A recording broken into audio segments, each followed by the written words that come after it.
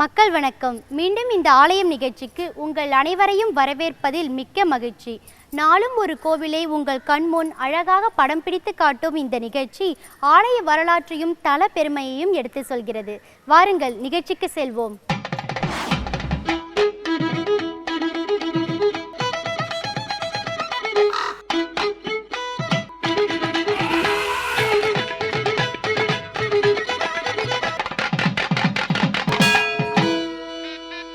திருக்கோயில்கள் கருணையின் ஊற்றுக்கண்கள். அம்மையப்பராக இறைவனும் இறைவியும் ஆட்சி செய்து வரும் இந்த அண்டத்தில் இறைவன் அருளால் தான் எல்லாம் பெற முடியும். அதை உணர்த்தும் விதமாகவே கோவில்கள். கும்பகோணம் குத்தாலத்தில் உள்ள ஆனந்தவல்லி உடனுறை பொங்காலீஸ்வரர் திருக்கோயிலையே இன்றைய ஆலய நிகழ்ச்சியில் நாம் காண இருக்கிறோம். வாருங்கள் கோவிலை சுற்றி பார்ப்போம்.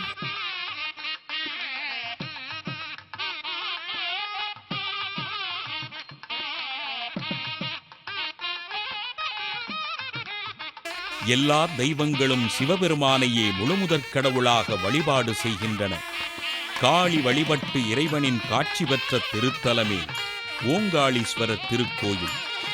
நாகை மாவட்டம் மயிலாடுதுறையிலிருந்து கும்பகோணம் செல்லும் வழியில் 6 கிலோமீட்டர் தொலைவில் இந்த ஆனந்தவல்லி உடனுறை ஓங்காளீஸ்வரர் திருக்கோயில் அமைந்திருக்கிறது.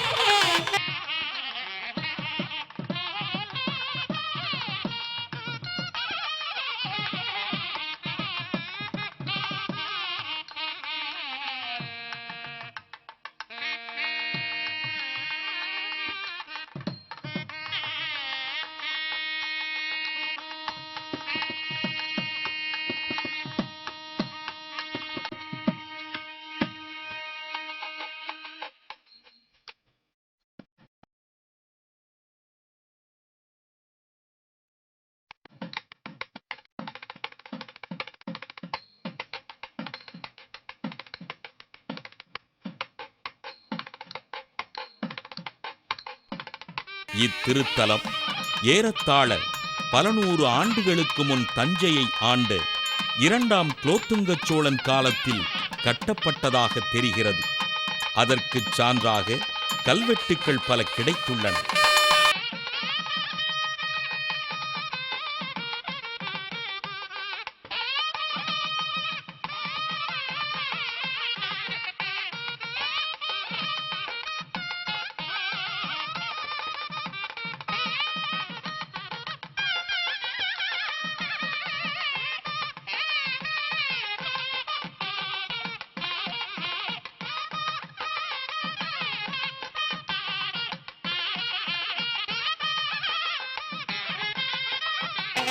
ராஜகோபுரம் இல்லாத நிலையில் பெரியதும் இல்லாமல் சிறியதும் இல்லாமல் இருக்கும் நடுக்கோபுரத்துடன் இக்கோயில் திகழ்கிறது.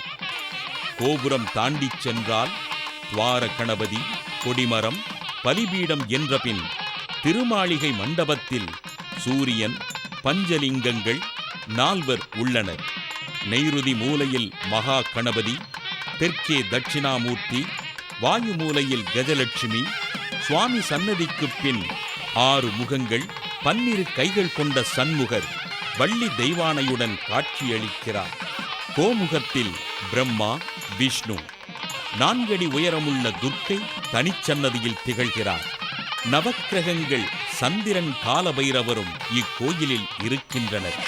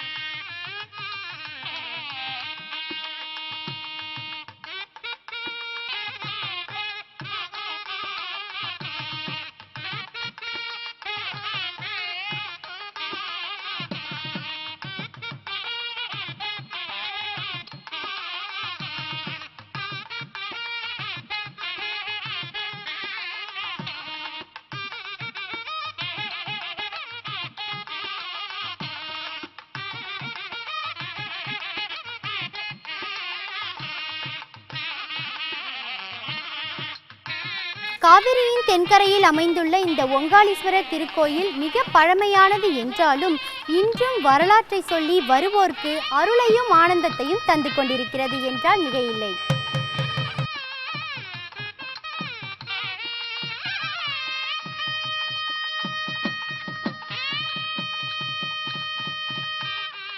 வரலாற்று சிறப்புமிக்க இந்த திருக்கோயிலின் இறைவன் திருப்பெயர் ஓங்காளீஸ்வரர். கிழக்கு நோக்கிய கருவறையில் 5 அடி உயர லிங்கமாக விளங்குகிறார். சுவாமி சன்னதிக்கு இடதுபுறம் மகா காளி சுவாமியை வழிபடும் நிலையில் தனிச்சன்னதியில் திகழ்கிறார். காளிக்கு இறைவன் காட்சி தந்த இடமல்லவா இந்த திருத்தலம்.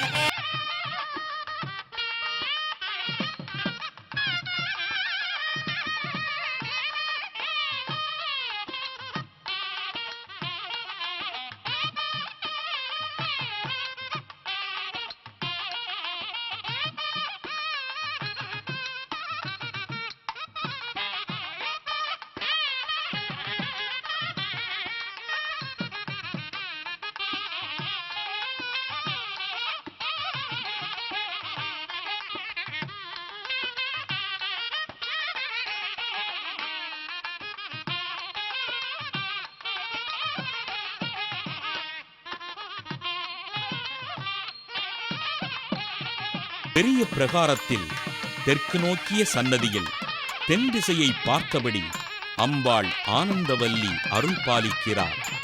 சதுர்புஜங்களுடன் ருத்திராட்சம் தாமரை ஏந்தி அபயஹஸ்தத்துடன் கருணை பொழியும் இந்த ஆனந்தவல்லியை ஆத்மார்த்தமாக வணங்கிச் சென்றால் நினைத்த காரியங்கள் அனைத்தும் நிறைவேறும் என்று அடியவர்கள் கூறுகிறார்கள்.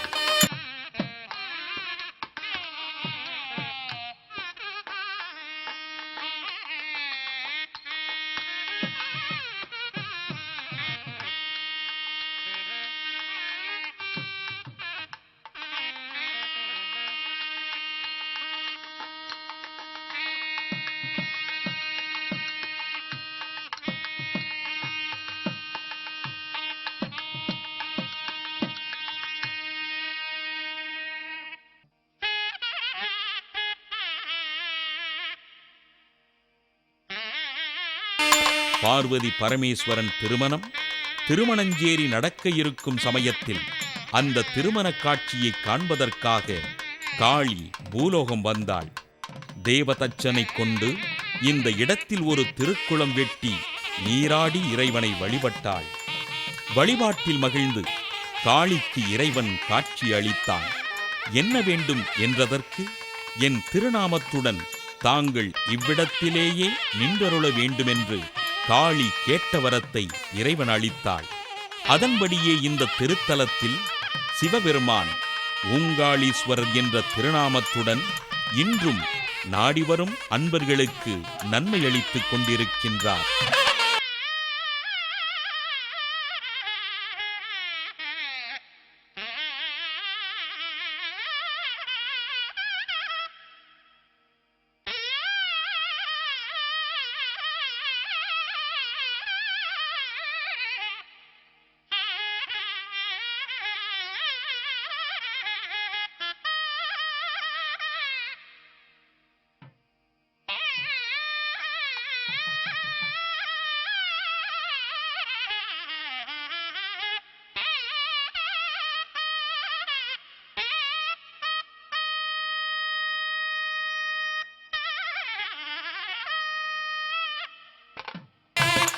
காளி பூஜித்த இடம் என்பதால் அமாவாசை தோறும் இக்கோயிலில் காளிக்கு சிறப்பு பூஜையும், காளிக்கு காட்சி கொடுத்த நேரம் பிரதோஷ நேரம் என்பதால் பிரதோஷ காலங்களில் சிறப்பு வழிபாடும் இன்றும் நடைபெறுகின்றன.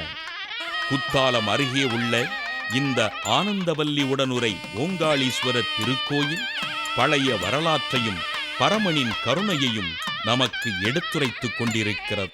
இன்றைய ஆலயம் நிகழ்ச்சியின் அடுத்த பகுதியாக வருகிறது திருப்புகழ். திருப்புகழை பாட பாட வாய் மணக்கும், கேட்க கேட்க செவி மணக்கும், உணர உணர உள்ளம் மணக்கும். அந்த வகையில் இன்றைய நிகழ்ச்சியில் என்ன பாடல், என்ன கருத்து என்று பார்ப்போமா? எல்லோரும் இன்புற்றிருக்க நினைப்பதுவே அல்லாமல் வேறொன்று அறியேன் பராபரமே.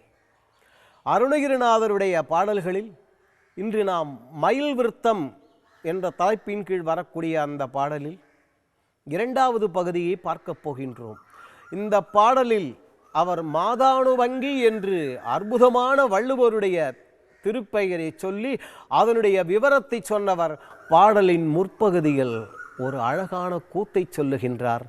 அதைவிட நமக்கு திவாகரம் என்று சொல்லக்கூடிய பழைய நிகண்டுகள் அகராதிகள் என்று சொல்கின்றோம் அல்லவா, அவைகளையெல்லாம் நமக்கு அவர் அறிவுறுத்துகின்றார். பாடலை பார்த்துவிட்டு அவற்றை பார்க்கலாம்.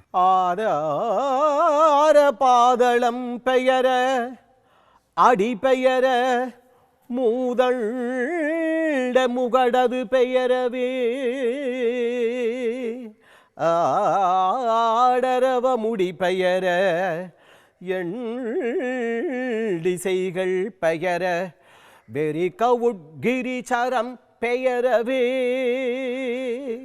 வேதாள தாளங்களுக்கு இசையாடுவார் மிக்க பிரியப்படவிடா விழிபவுரி கவுரி கண்டுள மகிழ விளையாடும் விஸ்தார நிறுத்தமயிலாம் விழிபவுரி கவுரி கண்டுள மகிழ விளையாடும் விஸ்தார நிறுத்தமயிலாம் மாதானுபங்கியனும் மாலது சகோதரி மகீதரிகிராத குலிமா மாதானுபங்கியனும் மாலது சகோதரி மகீதரிகிராத குலிமா மறைமுனி குமாரி சாரங்கணன் தனி வந்த வள்ளிமணி நூபுரமலர் பாதாரவிந்த சேகரன் நேய மலர் முற்பலகிரி அமர்ந்த பெருமாள் படை நிறுதர் கடகமுடை பட நடுவு பச்சை பசும் தோகை வாகை மயிலே.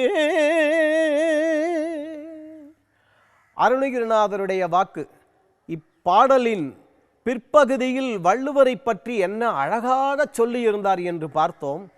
அதே நேரத்தில் தமிழில் இன்று நாம் நினைவில் வைத்து கொள்ள வேண்டிய பல தகவல்கள், எவ்வாறெல்லாம் நமது முன்னோர்கள் தமிழை கையாண்டார்கள், எந்த அளவு அதற்கு வளம்ட்டினார்கள் என்பது.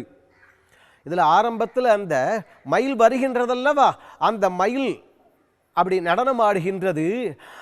ஆதார பாதாளம் பெயர்கின்றது, எல்லாம் பெயர்கின்றன. அந்த அண்டகடாகடம் ஆகாயம் சொல்கின்றோமே அது பெயர்கின்றது. அது மட்டுமல்ல, எண்டிசைகள் பெயர்கின்றன. அதற்கு மேலாக கிரிச்சரம் பெயரவே. தமிழில் கிரிச்சரம் என்பது அற்புதமான வார்த்தை. திவாகரம் படித்தவர்களுக்கு புரியும், தெரிந்திருக்கும். திவாகரம் என்பது தமிழ் அகராதி நிகண்டு என்று சொல்கின்றார்கள் அல்லவா, அது. யானைகள் 3 வகைப்படும். அந்த கிரிச்சரம்னு அவர் அருணகிரிநாதர் உபயோகப்படுத்தியிருப்பதை நினைத்தால் நமக்கு பிரமிப்பாக இருக்கிறது. 3 வகை யானைகள் என்று அடியேன் சொன்னேன் அல்லவா. மலை சார்ந்த இடங்களில் பிறந்தவை கிரிச்சரம் என்று சொல்லக்கூடிய யானைகள். காட்டை சார்ந்த இடங்களில் பிறந்த யானைகள் வனச்சரம் என்று அழைக்கப்படுபவை. நதி சார்ந்த இடங்களில் பிறந்தவை நதிச்சரம் என்று அழைக்கப்படுபவை. கிரிச்சரம், வனச்சரம், நதிச்சரம் என பெயர் பெறுமே யானை பிறந்த இடமால் என்று திவாகரம் சொல்கின்றது. இந்த யானைகள் எங்கு பிறப்பதன் காரணமாக என்ன பெயர்கள் பெறுகின்றன என்று.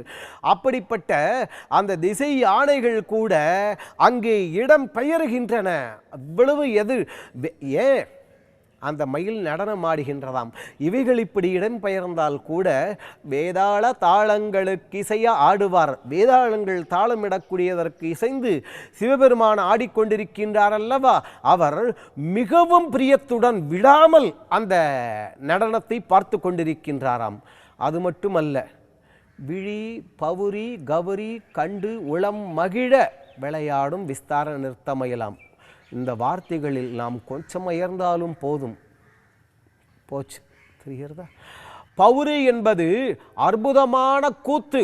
சிலப்பதிகாரத்தில் கூத்துக்களை பற்றி அற்புதமாக சொல்லி இருக்கிறார்கள். அங்கே இந்த பவுரி என்று சொல்லக்கூடிய கூத்து அழகாக அது இந்த ஆடுகின்றார்கள் அல்லவா, அவைகளையெல்லாம் பார்த்த அந்த அம்பிகையும் அந்த சிவபெருமானும் அதைவிட மிக்க பிரியப்படவிடா மிகவும் சந்தோஷத்தோட அந்த அம்பிகை இந்த பவுரி என்று சொல்லக்கூடிய இந்த அந்த கூத்து, அந்த மயில் ஆடுகின்றதாம். அப்படி இதை பார்த்தவள் யார் என்றால் விழி பௌரி கௌரி கண்டு என்று பார்த்தோம் அல்லவா? கௌரி விழியால் கண்டு, எதை கண்டு? பௌரி கண்டு. பௌரி என்று சொல்லக்கூடிய அற்புதமான அந்த கூத்தை கண்டு உள்ளம் மகிழ்ந்தாளாம். ஆஹா, நம் குழந்தையனுடைய அற்புதமான இந்த வாகனம் என்ன அழகாக ஆடுகின்றது. விஸ்தார நிறுத்தமயிலாம்.